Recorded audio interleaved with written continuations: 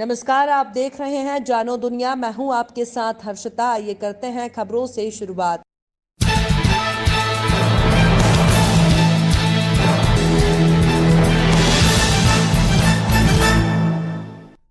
एक तरफ जहां सरकार परिवार नियोजन की बात कहकर नसबंदी करा रही है, वहीं लक्ष्य निर्धारित करने के लिए चिकित्सालय में नसबंदी ऑपरेशन हो रहे हैं।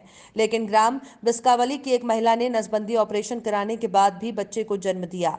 ग्राम बिस्कावली की रिंकी चिढ़ार ने शासकीय राजीव गांधी जन चिकित्सालय में चौथे बच्चे को जन्म दिया, जबकि रिंकी ने 1 साल पहले 3 बच्चों के बाद नसबंदी ऑपरेशन कराया था। यह ऑपरेशन किस तरह फेल हो गया, ये चिकित्सालय की कार्यप्रणाली पर प्रश्न चिन्ह जरूर लगाता है। लेकिन महंगाई के दौर पर गरीब रामकृष्ण और रिंकी का परिवार चौथे बच्चे की खुशी मना रहे हैं। महंगाई के दौर में चौथे बच्चे के होने पर अस्पताल प्रबंधन की नाकामी का बोझ उठाने को मजबूर हैं और साथ ही बच्चे के भरण पोषण में आर्थिक सहयोग की मांग भी कर रहे हैं। वहीं इस संबंध में जब मीडिया ने प्रभारी चिकित्सालय रविंद्र चिढ़ार से बात की तो उन्होंने चिकित्सालय में किसी भी प्रकार की लापरवाही होने की बात नकार दी और पल्ला झाड़ा। मेरा नाम रामकृष्ण है और मैं ये बोलना चाहता हूँ कि मेरी 2 बच्ची एक लड़का था। मैंने ऑपरेशन करवाया था तो उसमें अब मतलब डिलीवरी हो गई। ऑपरेशन कब कराया? ऑपरेशन लगभग साल भर हो गई थी। कहाँ कराया था ऑपरेशन? ऑपरेशन करवाया था अपन अस्पताल है ना, जैसे शीतला माता मंदिर के सामने ही, उसी अस्पताल में अपन ऑपरेशन करवाया था। कौन से गांव के हो? अपन रहने वाले हैं भाई साहब बिस्कावली गाँव के। कब हुई डिलीवरी? डिलीवरी लगभग 3 दिन हो गया अभी। अच्छा, जब आपको ये लगा कि मैं आपकी जो वो है पत्नी है, उन्हें बच्चा होने वाला है, आपने कभी शिकायत नहीं की? आपके संज्ञान से मुझे मालूम पड़ा है ये कि एक लड़की है, इसका नाम रिंकी चिढ़ार है। इनका कहना है कि इनका लगभग 1 वर्ष के पहले पूर्व इनका नसबंदी ऑपरेशन हुआ था और आज इनके यहाँ पर डिलीवरी हुई है इनकी हमारे हॉस्पिटल में। तो प्रथम दृष्टया दिखता है कि नसबंदी फैल का जो है ये प्रकरण है और इनके द्वारा अगर हमें कोई क्लेम राशि के लिए आवेदन प्रस्तुत किया जाता है तो शीघ्र उसके ऊपर कार्य करवाया जाएगा, उनको क्लेम दिलवाया जाएगा। सर, ये कंप्लेंट आ गई अपने पास? नहीं, इस तरह की हमारे पास अभी कोई क्लेम कंप्लेंट नहीं आई है। अगर उन्होंने पूर्व में दिया होगा तो मैं उसको दिखवा लेता हूँ। अभी तो कोई कंप्लेंट नहीं है। इसमें जैसे क्लेम करती हैं तो टीम का गठन होता है, जिला स्तरीय टीम रहती है, उसमें पूरा कागज वगैरह देख के इसमें लगभग 1 से 1.5 महीने के अंदर क्लेम राशि प्राप्त हो जाती है संबंधित को। सर, इस स्थिति में क्या जिम्मेदारी उसकी? नहीं, देखिए ऐसा है कि एलटीटी ऑपरेशन के पहले भी कंसल्ट ली जाती है कि संभावना कोई भी ऑपरेशन हो उसकी किसी भी ऑपरेशन की फेल होने की संभावना तो रहती है। इसमें हम सीधा डॉक्टर को दोषी ठहराएं, ये ठीक नहीं है और उनकी कंसेंट के साथ में ही ये लिया जाता है कि कई बार ऑपरेशन के पश्चात भी उनको टेम्परेरी साधनों का इस्तेमाल करने के लिए कहा जाता है कि जिससे प्रेगनेंसी ना हो। तो कई बार पेशेंट की तरफ से भी गलती होती है और वो अपने आप को मान लेते हैं कि हो गया है और फर्टिलाइजेशन पूरा है, नसबंदी पूरी, ऐसा होता नहीं है। इसलिए कई बार 1 से 2 महीने तक की जो अपने टेम्परेरी साधन होते हैं उनको अपनाने के लिए भी कहा जाता है नसबंदी के बाद। सीहोर शहर की सियासत में इन दिनों गजब की गर्माहट बनी है। दरअसल भाजपा के एक कार्यकर्ता पर सत्ता का नशा सिर चढ़कर बोल रहा है और शिव के गढ़ में ये कथित जमकर तांडव कर रहे हैं। लिहाजा अतुल शर्मा के बड़बोलेपन की कहानी कोई नई बात नहीं है। आए दिन सुर्खियों में रहने के लिए ये विवादित बयानबाजी करते हैं या अमर्यादित भाषा का उपयोग करते हैं, लेकिन इन दिनों बार बार अपनी ही सरकार में बैठे अफसरों को घेर कर सुर्खियों में है। वहीं अब मुस्लिम समुदाय को टारगेट कर नगर की शांत फिजा में जहर घोलने का काम कर रहे हैं। उनकी बार बार समाज विशेष के खिलाफ अभद्र टिप्पणी अब बर्दाश्त से बाहर होने से बड़ी संख्या में मुस्लिम समुदाय ने आष्टा तहसील पहुंचकर आष्टा एसडीएम विजय मंडलोई को ज्ञापन सौंप कर कड़ी कार्रवाई की मांग की। वहीं शहर की फिजा बिगाड़ने का भी आरोप लगाया। अतुल के रवैये से मर्यादा पुरुषोत्तम श्री राम के आदर्शों पर चलने वाली भाजपा की छवि भी धूमिल हो रही है। वहीं स्थानीय भाजपा के कई दिग्गज नेता भी ऊपर संगठन तक इनकी शिकायत कर चुके हैं, लेकिन सीहोर भाजपा के जिला अध्यक्ष रवि मालवीय भी इन पर लगाम कसने में पूरी तरह विफल दिखाई दे रहे हैं, जिससे आगामी निकाय चुनाव में भाजपा को खासा नुकसान उठाना पड़ सकता है। दरअसल सत्ता के नशे में चूर अतुल को सिस्टम कानून का कोई डर खौफ नहीं और सीधे सीधे सत्ता के नशे में इतने बेखौफ हो गए हैं कि अपनी सारी मर्यादाओं को लांघकर सरकारी कार्यालयों में अफसरों पर अमर्यादित भाषा का प्रयोग कर जलील अपमानित तो कर ही रहे हैं, वहीं मुस्लिम समुदाय को भी घेरकर सांप्रदायिक माहौल खराब करने का प्रयास कर रहे हैं। मुस्लिम समाज के सैकड़ों लोग नहीं, हजारों लोग हैं। दूसरी बात, जिसको आप नेता कह रहे हैं, मेरी नज़र में वो कैसे नेता नहीं है, 2 कौड़ी का आदमी है जो लोगों के अंदर धार्मिक भावना भड़का कर अपना हित साधना चाहता है। अब बोलिए आगे क्या मांग की आपने प्रशासन को? हमने ये मांग की कि उस पर आईटी एक्ट के तहत और धार्मिक भावनाएं भड़काने के तहत तुरंत कार्रवाई की जाए और हम उसके खिलाफ एफआईआर कराना भी थाने जा रहे हैं। आपने एक वीडियो का भी बोला है कि वीडियो वायरल हो रहा है, उस वीडियो में क्या है ऐसा? उस वीडियो में उसने सरासर गलत मनगढ़ंत झूठे आरोप मुस्लिम समाज पे लगाए हैं, जिसमें उसने कहा है कि मुस्लिम समाज का अतिक्रमण है, जबकि मैं दावा करता हूं कि उसने जिस जगह होटल बनाया है उसके ऊपर उसने शासकीय भूमि पर अतिक्रमण किया है। और इससे पहले भी ये व्यक्ति 2 जगह पर अतिक्रमण कर चुका है और दुकानों पे कब्जा कर चुका है। आपने कहा है कि उन पे विभिन्न प्रकरण भी दर्ज है। हाँ, विभिन्न प्रकरण दर्ज है, मारपीट का प्रकरण दर्ज है उसका। होटल पे कब्जा किया था उसने, अनुसूचित जाति के लोगों के एक होटल था उस पर इसने कब्जा किया था, उस पर इसके साथ मारपीट की थी और उसके ऊपर इसका प्रकरण दर्ज है। आगे कोई कार्रवाई नहीं होती तो क्या संज्ञान लिया जाएगा? हम इससे बड़े भी उसके खिलाफ आंदोलन करेंगे और भोपाल तक जाएंगे और मुख्यमंत्री को इससे अवगत कराएंगे कि ऐसे व्यक्ति को तुरंत अपनी पार्टी से बाहर करें। लीगल राइट्स काउंसिल द्वारा रविवार को वैष्णो श्री गार्डन कालाबाग में रंगोली, पारंपरिक वेशभूषा और थाली सजावट डांस प्रतियोगिता आयोजन किया गया। कार्यक्रम का शुभारंभ मां सरस्वती के चित्र के समक्ष दीप जलाकर और पुष्पहार चढ़ाकर प्रारंभ किया। लीगल राइट्स काउंसिलिंग के द्वारा आयोजित हुए इस कार्यक्रम में महिलाओं और बच्चियों ने बढ़ चढ़ कर हिस्सा लिया। कार्यक्रम में गायन और नृत्य की प्रस्तुति भी की गई। कार्यक्रम में मुख्य अतिथि राजलक्ष्मी मंदा, नेशनल सेक्रेटरी लीगल राइट्स के प्रदेशाध्यक्ष देवना अरोरा, संदीप डूंगर, कार्यक्रम आयोजक विदिशा, जिलाध्यक्ष सीमा सोनी, विजय दीक्षित, धनराज सोनी आदि के मार्गदर्शन में कार्यक्रम आयोजित किया गया। विजेताओं को पुरस्कार वितरण किए गए और प्रतियोगिताओं को सांत्वना पुरस्कार दिए गए। वहीं 8000 किलो वजनी ट्रक को खींचकर विश्व रिकॉर्ड कायम करने वाली रामेश्वरम से राम जन्मभूमि अयोध्या तक 5400 किलोमीटर स्वयं ट्रक चलाकर पहुंचने वाली देश के 22 राज्यों के 425 जिलों तक 55,000 किलोमीटर बुलेट चलाकर महिला सशक्तिकरण का संदेश देने वाले राजलक्ष्मी मंदा ने बताया कि विदिशा जिले में ये दूसरा कार्यक्रम है। इसके पहले अलग अलग शहरों में बच्चों और महिलाओं की प्रतिभाओं को मंच के माध्यम से प्रदर्शित करने का मौका मिलता है। आगे भी सांस्कृतिक कार्यक्रम संस्था के माध्यम से महिला सशक्तिकरण की दिशा में आयोजित किए जाते रहेंगे।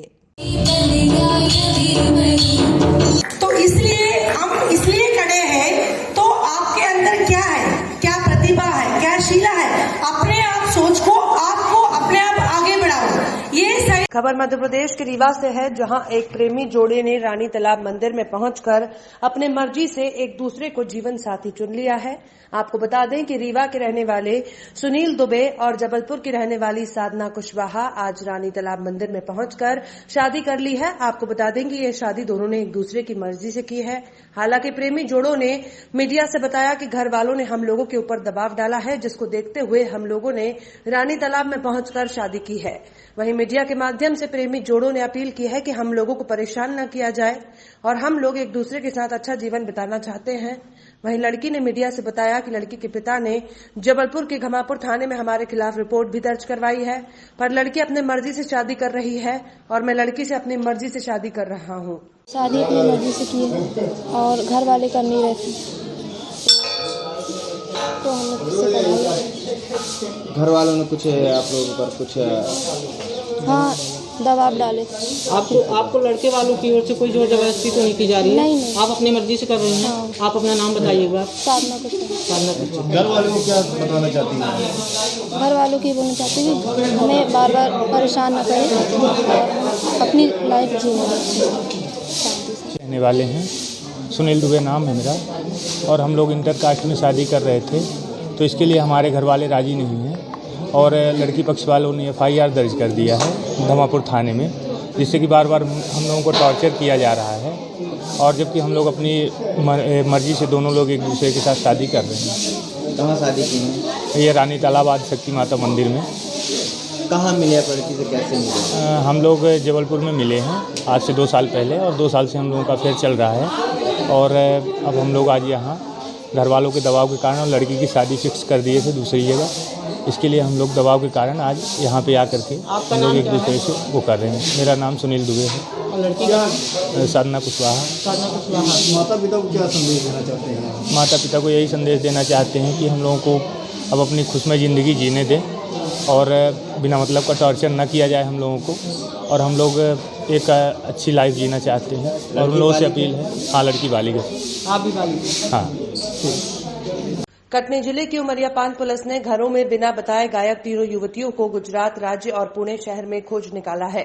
उमरियापान थाना प्रभारी गणेश विश्वकर्मा ने बताया कि थाना क्षेत्र के एक ही गांव की 2 युवतियां बीते 3 फरवरी को घर में बिना बताए कहीं चली गई थी, जिसमें एक अन्य युवती जो कि पिछले 1 वर्ष से लापता थी और अपने घर से बिना बताए गायब थी, उसको गुजरात और महाराष्ट्र राज्य की पुलिस की मदद से गहन छानबीन के बाद ढूंढ इनके परिवार वालों के सुपुर्द कर दिया है। 3 युवतियों के परिवार वालों ने अपहरण होने की तर्ज पर उमरियापान थाने में शिकायत दर्ज कराई थी। पुलिस के मुताबिक लापता 3 युवतियों में से एक युवती नाबालिग है, जबकि अन्य 2 बालिग हैं जिन्होंने घर से भागकर अपने प्रेमियों संग विवाह रचा लिया है। उमरियापान पुलिस के इस सर्च ऑपरेशन की सफलता के लिए पुलिस अधीक्षक ने प्रशंसा जाहिर करते हुए सभी पुलिसकर्मियों को बधाई दी है। इटारसी औद्योगिक क्षेत्र खेड़ा सोना सावरी रोड स्थित अल्ट्राटेक सीमेंट के गोडाउन में करीब 500 टन सीमेंट गायब मिलने के बाद एरिया मैनेजर पीयूष दुबे इंदौर ने सोमवार को इटारसी सिटी थाना पहुंचकर पुलिस को समस्त दस्तावेज सौंपते हुए अपने godown in charge Imran Khan Tadvi, store keeper Akhilesh Vajpayee और लिपिक अंकित रावत के खिलाफ अमानत में खयानत करने का आरोप लगाते हुए शिकायती आवेदन दिया, जिसकी जांच उपरांत पुलिस ने तीनों आरोपियों के खिलाफ आईपीसी की धारा 406-34 के तहत अपराध दर्ज कर विवेचना में लिया है। एरिया मैनेजर पीयूष दुबे ने बताया कि तीनों कर्मचारी यहां पदस्थ थे, जिन्हें कंपनी के वार्षिक निरीक्षण के बाद भौतिक सत्यापन करने पर मौजूद 3 गोडाउन में 500 टन सीमेंट से भरी बोरियां कम पाए जाने के बाद निलंबित कर दिया गया है। उन्होंने बताया कि गायब हुई 500 टन सीमेंट की कीमत करीब 32 लाख रुपए है। एरिया मैनेजर दुबे ने बताया कि प्रतिवर्ष वार्षिक निरीक्षण होता है, लेकिन पिछले वर्ष कोरोना काल के चलते ये निरीक्षण नहीं हो सका था और उसी का फायदा उठाकर कंपनी के तीनों कारिंदों ने एक राय होकर दस्तावेजों में हेराफेरी कर वर्ष 2020-21 में करीब 500 टन सीमेंट को गायब कर कंपनी को करीब 32 से 35 लाख की चपत लगाई है। कंपनी ने फिलहाल गोडाउन इंचार्ज इमरान खान तड़वी निवासी बुरहानपुर को बर्खास्त कर दिया है, वहीं अखिलेश वाजपेयी और अंकित रावत को निलंबित कर दिया है। अपराध दर्ज होने के बाद 3 कर्मचारी फरार हो गए हैं। मेरा नाम पीयूष दुबे है। मैं accretion spice garden private limited में मैनेजर के पद पर हूँ और यहाँ इटारसी में हमारा सीमेंट का गोडाउन है। जब हमने अभी कोविड के पहले हमने इन्वेस्टिगेशन किया था तो हमको कुछ यहाँ पर गड़बड़ की आशंका हुई, फिर कोविड की वजह से हम लोग उसको कर नहीं पाए। बट जब हमने उसका भी पूरा वार्षिक सत्यापन किया, हमने पूरा इन्वेस्टिगेशन करवाया, तो वहाँ पर हमने देखा कि हमारी 500 टन सीमेंट करीब वहाँ से चोरी हो चुकी है। तो वहाँ पे जो हमारे डिपो इंचार्ज थे, गोडाउन इंचार्ज है और एक और हमारा कर्मचारी है, उसके खिलाफ हमने अभी यहाँ पर इटारसी थाने में क्राइम दर्ज करवाया है और पुलिस ने इसको अपने संज्ञान में लिया है और पुलिस ने हमको आश्वासन दिया है बिल्कुल कि इसके खिलाफ उचित कार्रवाई की जाएगी और पुलिस जल्द से जल्द इनको गिरफ्तार करेगी और ये जो हमारा नुकसान हुआ है इसमें ज़रूर पुलिस एक अच्छा रिजल्ट हमको निकले। इसमें हमने जो क्राइम दर्ज करवाया है, डिपो इंचार्ज है एक इमरान खान करके हैं और गोडाउन इंचार्ज है अखिलेश वाजपेयी है और एक हमारा ऑफिस इंचार्ज भी का ऑफिस का कर्मचारी भी है अंकित रावत करके उसका नाम है। इन तीनों के अगेंस्ट अभी हम लोगों ने कंप्लेंट करवाई है और देखते इसमें आगे यदि हो सकता है और लोग भी इन्वॉल्व हो, पूरा गिरोह इसमें हो सकता है कि मिला जुला हो। सब लोगों की मिली भगत से ही इतना बड़ा काम हुआ होगा, तो इसमें पुलिस आगे इन्वेस्टिगेशन करेगी। लगभग कितने का माल है ये? लगभग 30 से 35 लाख रुपए इसकी एक कीमत आकी जा रही है। माल करीब 30 से 35 लाख रुपए इसकी कीमत आकी जा रही है और हमने जो आरोप लगाया है, हमारा जो डिपो इंचार्ज जिसकी पूरी रिस्पॉन्सिबिलिटी बनती है इसकी कि वो पूरा मार्ग पूरा जो माल आता है उसके ऑब्जर्वेशन में रहता है, पूरा इंपोर्ट एक्सपोर्ट इनवर्ड आउटवर्ड जो भी हमारी जो प्रोसीजर होती है वो सब उसके अंडर में होती है। ग्राम पंचायत थपेरा के ग्रामीणों द्वारा अपने विभिन्न मांगों को लेकर लगभग 1.5 महीने से लगातार धरना दिया जा रहा है, लेकिन इनकी समस्या सुनने शासन प्रशासन से कोई अधिकारी, जनप्रतिनिधि या क्षेत्रीय विधायक अब तक नहीं पहुंचे हैं।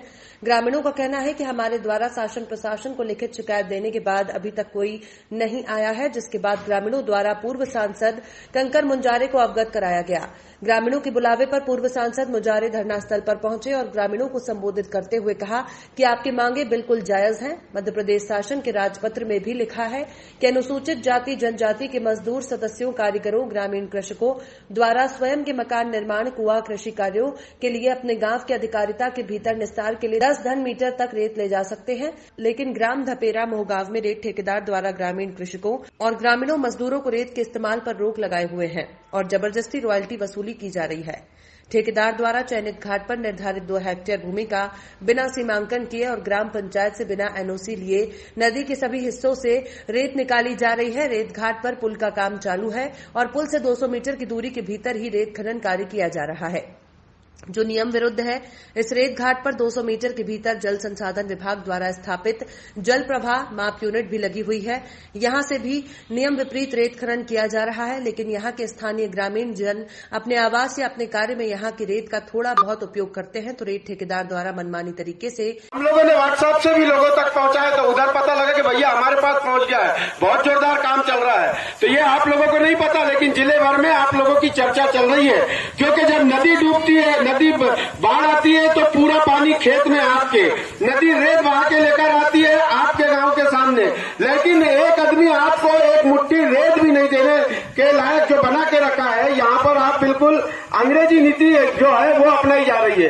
पूरे सिस्टम को, प्रशासन को खरीद के आपको अपने घर के लिए भी रेत नहीं मिल रही है, जबकि राजपत्र में ये लिखा है, जबकि कागज में लिखा है कि 3.5 चैप्टर की छूट होगी, 10 घन मीटर की छूट होगी। ये राजपत्र है, ये कोई मेरा बनाया हुआ नहीं है या आप लोगों ने बनाया हुआ नहीं है। ये शासन ने नियम बनाया, कानून बनाया, उसकी मांग कर रहे हैं ना आप लोग। तो अलग से थोड़ी काम बात कर रहे हैं आप, अभी उसकी मांग कर रहे हैं। अभी तो इस पर भी नहीं गए थे अभी तक तो आप कि हमारे गांव की नदी को बर्बाद कर रहे हैं, इस पर तो गए नहीं थे आपको। वो तो आपको मजबूरी में सब बातों को लाना पड़ रहा है। अभी तो आप यही बात कर रहे थे कि हमको भाई रेत दो। अभी बाढ़ आई थी, आपके कुएं टूट गए, धसक गए, किसी के मकान गिर गए, किसी कोठे गिर गए, उसके निर्माण के लिए हमको रेत होना। और इसमें प्रावधान है किसान को, गरीब को, मजदूर को, आदिवासियों को, सबके लिए कि 3.5 ट्रैक्टर रेत उनको देना है, वहां से निकाल के लाने की आपको है। नियम में, कानून में छूट है, फिर क्यों नहीं दे रहे हैं? हम सरकार के कानून की बात कर रहे हैं ना, तो अपने मर्जी की बात कर रहे हैं आप लोग। कानून में लिखा, नियम में लिखा, वो तो हमको लाने दो। उसको आप कमजोर नहीं समझिए, क्योंकि आप लोगों ने ये शुरुआत की है और ये शुरुआत पूरे जिले भर में होने वाली है। क्योंकि आज रेत की समस्या नहीं है सिर्फ, आप लोगों ने पोस्टर लगाया है यहाँ पर कि मकान, कुआं निर्माण के लिए गांव को फ्री रेत मिलना चाहिए। वो तो कानून में है, वो आपका अधिकार है, वो तो आपको मिलेगी। लेकिन इससे भी ऊपर आप सोचोगे तो आपको समझना पड़ेगा, अगर नदी समाप्त हो गई। खबरों में फिलहाल इतना ही। आप देखते रहिए जानो दुनिया।